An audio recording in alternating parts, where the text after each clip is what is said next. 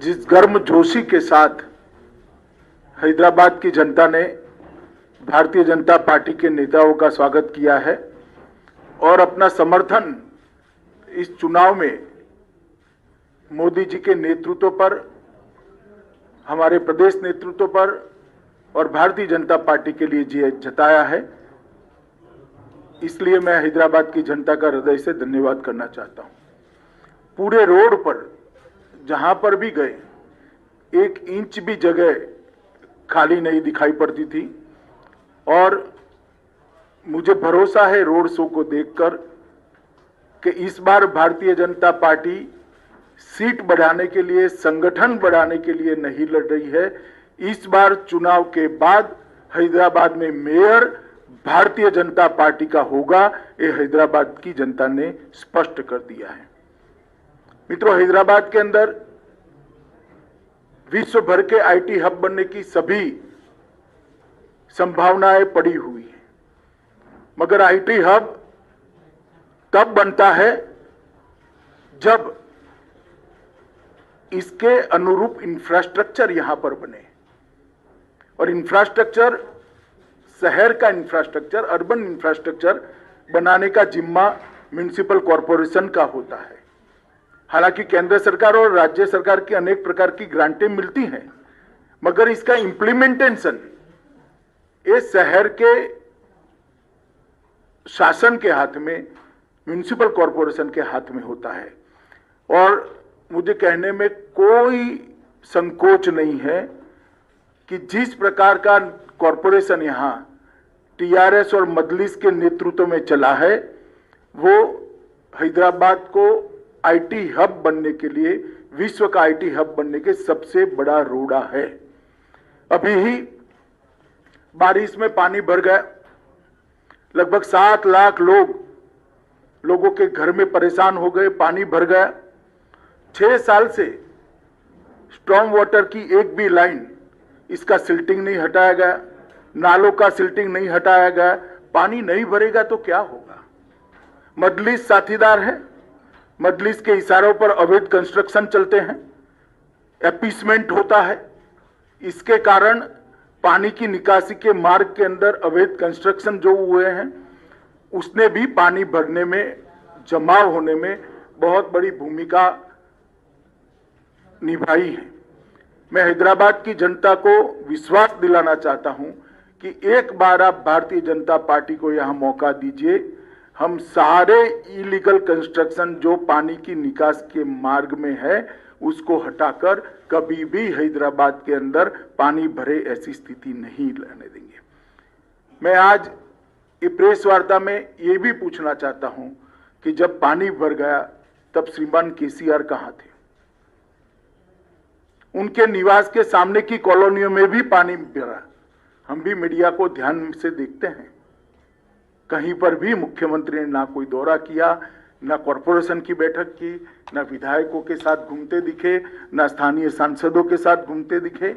जब हैदराबाद की जनता इतनी बड़ी मुसीबत में थी, तब मुख्यमंत्री कहां थे? ओवैसी कहां थे? हैदराबाद की जनता के मन में ये बहुत बड़ा सवाल है, जिसका जवाब उनको देना पड़ेगा। मित्रों, हम वादा करते हैं कि गुड गवर्नेंस को हम हैदराबाद के अंदर जमीन पर उतारेंगे और हैदराबाद को विश्व का आईटी हब बनाने की दिशा में सभी अनुरूप कदम उठाए जाएंगे। और ये भारतीय जनता पार्टी का वादा है। मोदी जी जो कहते हैं वो करते हैं, हम जो कहते हैं वो होता है। चाहे 2014 का हमारा घोषणा पत्र हो या 2019 का घोषणा पत्र हो, हमने सारे वादों पर अमल किया है। मैं हैदराबाद की जनता को 5 साल पहले एक घोषणा पत्र टीआरएस ने भी दिया था, जिसको प्रचिन्ह आशीर्वाद मजलिस के भी थे। मैं कुछ सवाल यहां पर छोड़कर जाना चाहता हूं। कल वोटिंग है, मेरी आशा है शाम को केसीआर जी इसके जवाब दें। एक तो आपने 100 दिन की योजना का वादा किया था, इसका हिसाब किताब हैदराबाद की जनता मांगती है। क्या हुआ? 100 दिन छोड़िए साहब, 5 साल पूरे हो गए। उसमें से कुछ भी करा हो तो हैदराबाद की जनता के सामने रखिए। एक सिटीजन चार्टर आप देने वाले थे, उसका क्या हुआ? सिटीजन चार्टर छोड़िए, इसका पहला पृष्ठ भी तैयार नहीं हुआ है अभी। और रोजमर्रा के काम के लिए, गटर की सफाई के लिए, रोड की सफाई के लिए, रोड की स्ट्रीट लाइट के लिए हैदराबाद की जनता धक्के खा रही है। 32,000 से ज्यादा नल कलेक्शन गरीब बस्तियों में देने थे। हमने हिसाब किताब लगाया, हमारे कार्यकर्ताओं ने 20% से ज्यादा आप नहीं दे पाए हो। कब दोगे? वादा तो 5 साल का था। गरीबों के लिए 1 लाख घर बनाने थे, 1100 से ज्यादा नहीं बना पाए, जबकि मोदी जी ने 1,35,000 गरीबों के घर के लिए तेलंगाना को पैसा मुहैया करा है, मगर आप इंप्लीमेंट नहीं कर पाते हो। आपके फार्म हाउस से बाहर निकलकर सचिवालय में आओगे तभी तो शायद कभी इंप्लीमेंटेशन होगा। भूसी नदी के साथ साथ 42 किलोमीटर का 6 लेन रोड बनाना था। मेरा सभी मीडिया वालों को निवेदन है कि आपकी वैन जरा भूसी नदी के किनारे किनारे घुमाकर वो 6 लेन का रोड हैदराबाद की जनता को एक बार दिखा दीजिए जरा।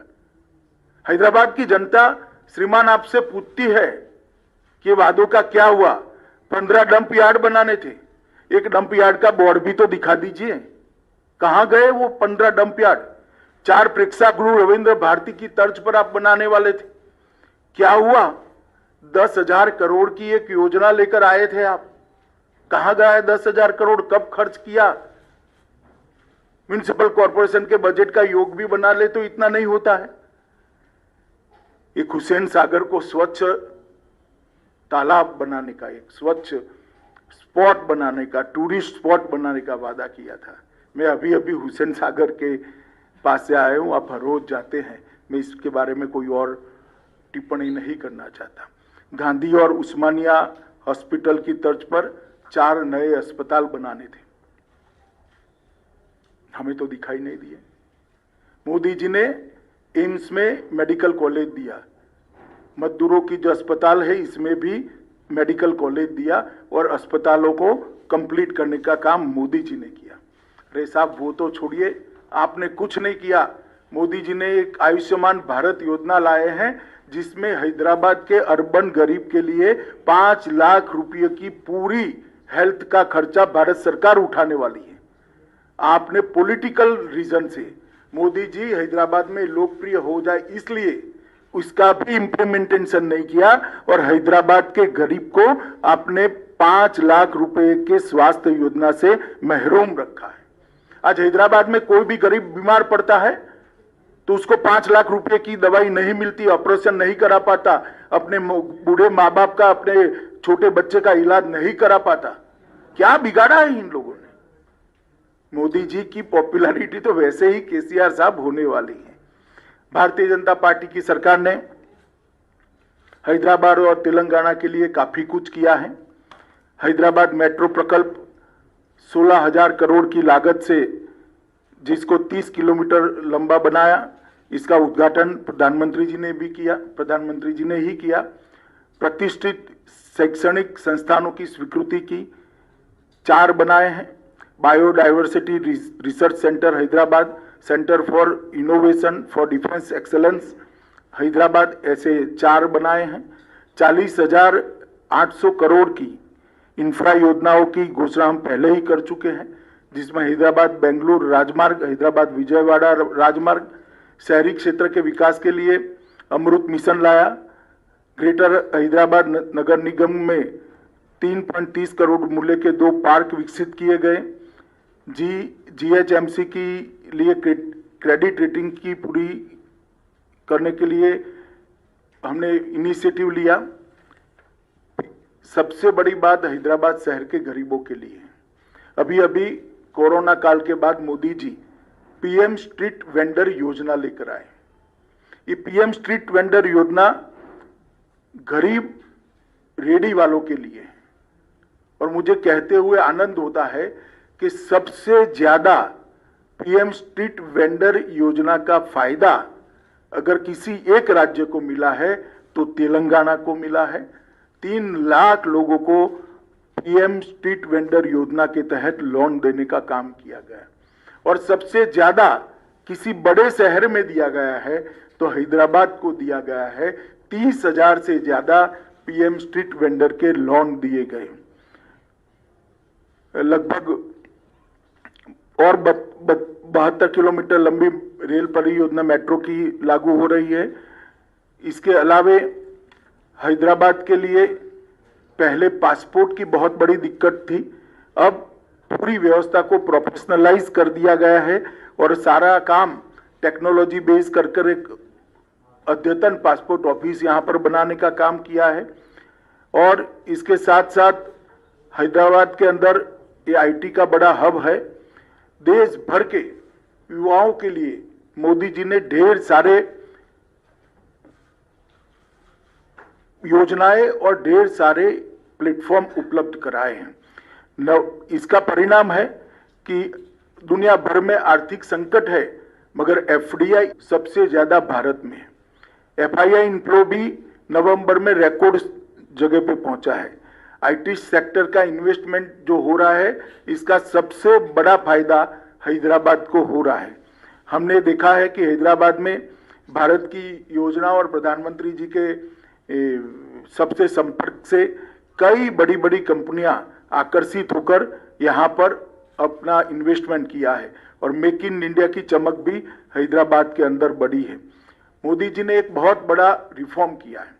अब न केवल वर्क फ्रॉम होम, इसकी जगह वर्क फ्रॉम एनीवेयर के लिए रास्ता खुला है और इसका सबसे बड़ा फायदा हैदराबाद के युवाओं को होने वाला है, जो आईटी प्रोफेशनल है उनको होने वाला है। ये मिनी भारत है। भारत भर के युवा यहां आते हैं, इनको वर्क फॉर होम की साथ साथ वर्क फ्रॉम एनीवेयर, ये योजना का सबसे बड़ा फायदा अगर किसी एक शहर के युवाओं को होना है तो वो हैदराबाद को होना है। स्टार्टअप के लिए भी बहुत ध्यान दिया गया है। ढेर सारी प्रायोरिटी में डिटेल में जाना नहीं चाहता, मगर स्टार्टअप को मोदी जी ने खुद एक थ्रस्ट देकर एक नए उद्यमियों के लिए एक बहुत बड़ा प्लेटफॉर्म तैयार किया है। इसका भी सबसे बड़ा फायदा हैदराबाद को होने वाला है। स्टार्टअप्स के लिए व्यापार में आसानी हो, इसके लिए एक नया बिजनेस फ्रेंडली इकोसिस्टम तैयार कर बहुत तेजी से इस पर आगे बढ़े हैं। ईज ऑफ डूइंग बिजनेस के अंदर भारत ने ग्लोबल रैंकिंग में बहुत बड़ी जंप लगाई है और इसके साथ साथ इनोवेशन इंडेक्स में भी हमारी रैंकिंग बहुत बेहतर हुई है।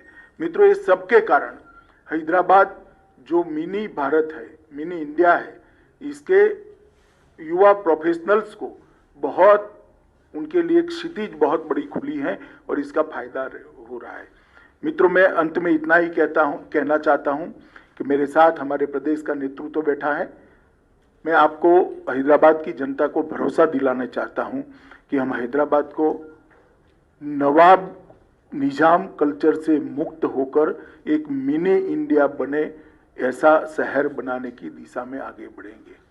निजाम कल्चर को त्याग कर एक आधुनिक शहर बने, इस प्रकार का हम हैदराबाद को बनाएंगे। यहाँ किसी का अपीसमेंट नहीं होगा, किसी के साथ अन्याय भी नहीं होगा। इस प्रकार की नई कार्य संस्कृति का विकास हम यहाँ पर करेंगे। हम डायनेस्टी से डेमोक्रेसी की ओर जाना चाहते हैं। चाहे ओवैसी साहब की पार्टी हो, चाहे टीआरएस की पार्टी हो, हमें तो बहुत सवाल करती हैं, मगर मैं पूछना चाहता हूं कि इतने बड़े तेलंगाना में आपके परिवार के अलावे आपको कोई नहीं मिलता है जी? आपके बाद आपका परिवार ही क्यों आता रहता है और किसी में टैलेंट ही नहीं है? हम डायनेस्टी से डेमोक्रेसी की ओर देश के लोकतंत्र को ले जाना चाहते हैं, हैदराबाद और तेलंगाना को ले जाना, भ्रष्टाचार से पारदर्शिता की ओर ले जाना चाहते हैं। भ्रष्टाचार सारी सीमाएं लांघ गया। अपने अपने रहन सहन को देख लीजिए तो आपको मालूम पड़ेगा कि किस प्रकार का भ्रष्टाचार तेलंगाना की जनता ने सहन किया है। तुष्टीकरण से हम सम विकास की ओर जाना चाहते हैं। किसी का अपीसमेंट नहीं करेंगे, सबको बरोबर मौके मिलेंगे और हैदराबाद की जनता का बहुत बड़ा हिस्सा जो अपमानित महसूस करता है अपने आप को, उनको हम भरोसा दिलाना चाहता है किसी की भी हिम्मत नहीं होगी आपको दोयम दर्जे के नागरिक बताने की। इस प्रकार का सम विकास का हम वातावरण करेंगे। बाढ़ से डूबे शहर को बाढ़ मुक्त शहर बनाना चाहते हैं। और मैं एक सवाल फिर से श्रीमान चंद्रशेखर राव जी से पूछना चाहता हूं ये मजलिस के साथ आप जो समझौता करते हो इसमें हमें कोई आपत्ति नहीं है, कोई आपत्ति नहीं। कर सकता है लोकतंत्र में कोई भी व्यक्ति किसी के साथ भी जाता है, मगर गुप्त समझौता क्यों करते हो? इतनी हिम्मत क्यों नहीं है कि मजलिस के साथ खुलेआम सीट शेयरिंग कर कर लड़े? एक कमरे के अंदर इलू इलू कर कर आप सीटें बांटते हो। सार्वजनिक रूप से हैदराबाद की जनता के सामने अभी भी प्रचार में 1 घंटा बाकी कह दीजिए कि हाँ हमारा मजलिस के साथ समझौता है। क्यों हिम्मत नहीं है आपकी? इसका जवाब केसीआर और मजलिस दोनों ने होना चाहिए। और मित्रों, मैं मानता हूं कि आज सरदार पटेल के कारण ही ये हमारा तेलंगाना यहां से लेकर मराठावाड़ा तक और हैदराबाद भारत के साथ जुड़ा हुआ है। जिन्होंने उस वक्त पाकिस्तान में जाने की मुहिम चलाई थी, वो सभी संस्कृति से, ये निजाम संस्कृति से हम मुक्त कर कर एक विकसित शहर हैदराबाद को देना चाहते हैं। इसलिए मेरी हैदराबाद की जनता से करबद्ध निवेदन है कि एक मौका भारतीय जनता पार्टी को दीजिए।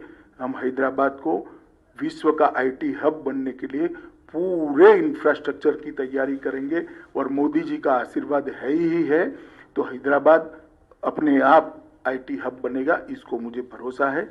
मेरी बात समाप्त हुई। आप एक एक कर सवाल पूछ सकते हैं। यहाँ से कोई जो नाम बोलेंगे उसको करेंगे। जल्दबाजी मत करिए, सब सवालों के मैं जवाब दूंगा।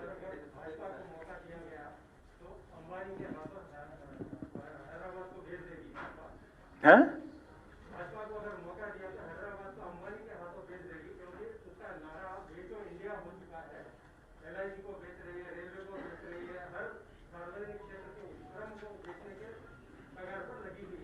चलिए साहब, ये सबको इसका जवाब मालूम है। भारतीय जनता पार्टी कोई एक म्युनिसिपल कॉरपोरेशन में सत्ता में आने वाली पार्टी नहीं है। हमारा इस देश के 17 से ज्यादा राज्यों में शासन है, केंद्र में कई बार हम शासन में रहे हैं। हमें देश की जनता जानती है और बार बार वोट भी देती है। जो ये आरोप लगाते हैं उन्होंने आत्मचिंतन करना चाहिए कि उन्होंने क्या करा है।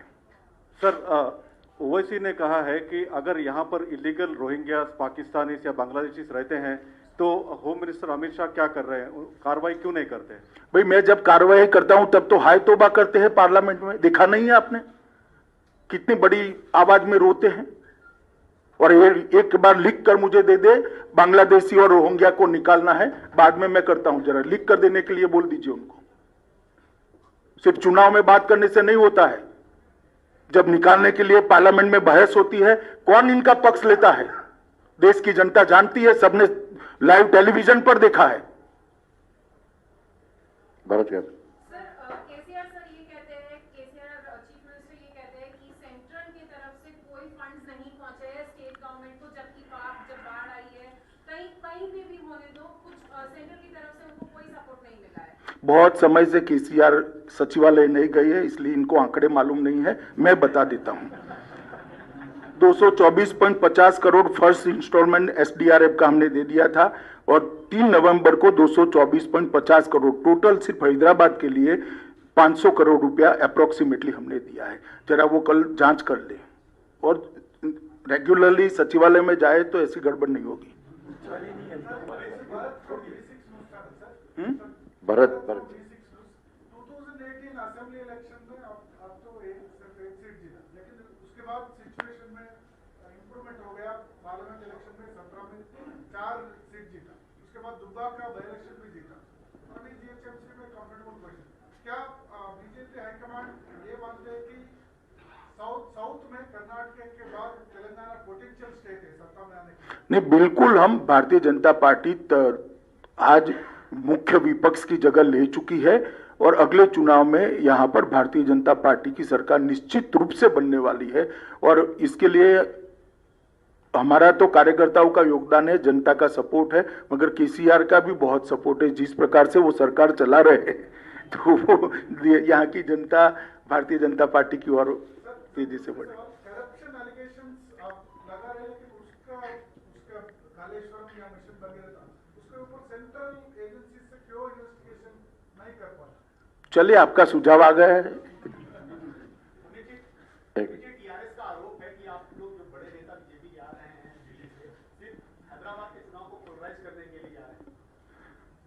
देखिए भैया, मैंने आपके 25 मिनट बात करी, पोलराइजेशन की क्या बात करी है?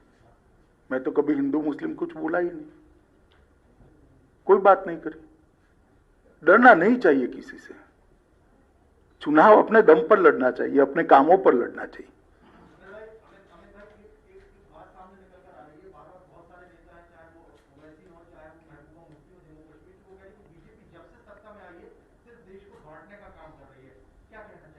देश तो भैया 1947 में बटा था, उसके बाद बटा ही नहीं है।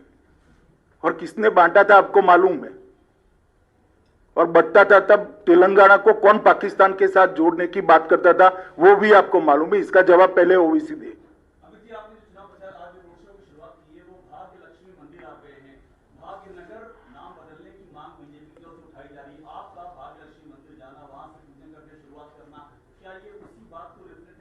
देखिए, मैं भाग्यलक्ष्मी मंदिर के अंदर मेरी व्यक्तिगत श्रद्धा के मां के चरणों में रखने के लिए गया हूं, इसके कोई गलत अर्थ न निकाले जाए। मैंने जो कहना था वो कह दिया ना भैया। मैं भाग्यलक्ष्मी मंदिर में मां के दर्शन करने के लिए गया था, इसके और कोई निहितार्थ निकालने की जरूरत नहीं। पिछले सालों में कभी हैदराबाद ने ये नहीं देखा कि इतने बड़े नेता बीजेपी के म्युनिसिपल कॉर्पोरेशन इलेक्शंस के लिए आए हैं, तो क्या ये कहना सही हो गया? एमआईएम के नेता बिहार जा रहे हैं, 5 इलेक्शन वहां पर जीत चुके हैं, तो इसीलिए इसी साल असदुद्दीन ओवैसी के गढ़ आकर एमआईएम के गढ़ सारे नेता आ रहे हैं बीजेपी। देखिए, जहां तक भारतीय जनता पार्टी का सवाल है, कोई चुनाव को हम छोटा नहीं मानते हैं। कई चुनावों के अंदर हमारे राष्ट्रीय नेतृत्व ने म्युनिसिपल कॉर्पोरेशन के चुनाव में हिस्सा लिया है, और हमारे लिए जनता जहां मैंडेट देती है वहां हमारी आइडियोलॉजी का, हमारे डेवलपमेंट के एजेंडा का और मोदी जी के विजन का प्रचार करना ये हमारा अधिकार है। और हम हैदराबाद के चुनाव को छोटा नहीं मानते। जो लोग गली का चुनाव मानते हैं वो कम से कम गली साफ करना भूल गए हैं, इसलिए उनको थोड़ी प्रॉब्लम है। गली साफ कर दी होती तो इनको इतनी बड़ी प्रॉब्लम न होती। चलो बहस नहीं कर सकते भाई, आपका जवाब आ गया भैया। अमित शाह जी, मधु भारत टुडे से है, आपको 2 सवाल है। एक सवाल एक ही पूछो आप। एक में 2 सवाल पूछूंगा। केसीआर ये बोल रहा है कि कल बात करते हुए दुबला केसीआर को मारने के लिए दिल्ली से इतने लोग, बड़े लोग आना चाह रहे। और एक दूसरा सवाल क्या है कि पुलिस वाले को बिहेवियर और फोन टैपिंग हो रहा है, बोल रहे हैं यहाँ पर। वो 2 बातों। देखिए, ऐसे इरिस्पॉन्सिबल आरोप मुख्यमंत्री की जगह पर बैठे हुए व्यक्ति ने नहीं दिखाने चाहिए।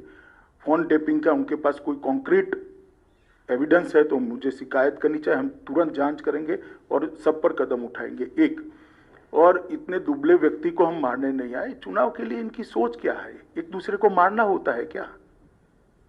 क्यों मारेंगे भैया? आपको भगवान 100 साल का करे, हमें कोई आपत्ति नहीं। हम आपको मारने नहीं आए हैं, हम हैदराबाद की स्थिति सुधारने आए, क्योंकि आप घर के बाहर निकलते ही नहीं हो। नहीं, मैं सवाल ही नहीं समझा। हाँ, तो सबका साथ सबका विकास है ही। हमने गैस, सुनिए ना, हमने गैस के सिलेंडर दिए, ना हिंदू देखा ना मुसलमान, सबके यहाँ गए।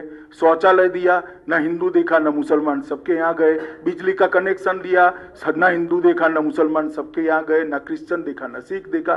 तो सबका साथ सबका विकास है ही, इसमें कहाँ दुविधा है? 100% स्कीमें इंप्लीमेंट होगी और जो करप्शन बंद हो जाएगा, इससे म्युनिसिपल कॉर्पोरेशन का बजट भी काफी बढ़ जाएगा काम करने के लिए। अरे यार, बाकी लोग छोड़ो, बाकी लोगों को ऐसे नहीं होता, ऐसा नहीं होता। नहीं, कोई डेमोक्रेसी में सबको अधिकार है, मगर मैं इतना स्पष्ट कहना चाहता हूं कि तीनों बिल जो है किसान रिफॉर्म्स है, वो किसानों के भले के लिए है। और बहुत समय के बाद किसान एक जकड़ी हुई व्यवस्था से बाहर आने वाला है। राजनीतिक विरोध जिनको करना है वो कर सकते हैं, और केसीआर भी पूरे देश में घूमना है तो घूम ही सकते हैं। 19 में भी घूमे थे, अपने राज्य में स्थिति क्या हुई आपको मालूम ही है। मैंने ऐसा नहीं कहा, मैं केसीआर की बात कर रहा हूं। मैंने किसानों के प्रोटेस्ट को कभी पॉलिटिकल नहीं कहा, ना कहना चाहता हूं। आपके शब्द मेरे मुंह में मत डालिए।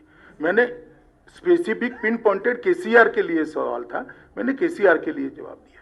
फनियर एक मिनट, फनियर नहीं, ऐसा नहीं है। ये सार्वजनिक ट्रस्ट बनाया है उत्तराखंड सरकार ने, और इसमें अंत में तो थोड़ा स्टेबल होने के बाद जनता के प्रतिनिधि ही आने वाले हैं। देखिए, ऐसी कोई डिस्क्रिपेंसी है तो उसको जिन्होंने कानून लाया वो जरूर देखेंगे और कोर्ट भी देखेगी। आप क्या पूछ रहे हैं? एक सेकंड भाई, एक सेकंड। देखिए, केसीआर हमेशा ऐसे काम ऐसा करने का बहुत प्रयास किया। 19 में भी आपको याद होगा एक विमान किराए पर रखा था और लगभग 16 राज्य में गए थे, सीटें आधी हो गई यहाँ। ऐसी कॉन्फ्रेंस ममता जी ने भी करी थी वहां पर, याद होगा कलकत्ता में, सीटें उनकी भी आधी हो गई। अब आधी बची है, इसका क्या होगा वो देखो आगे। चलिए, सबका धन्यवाद, बहुत बहुत धन्यवाद।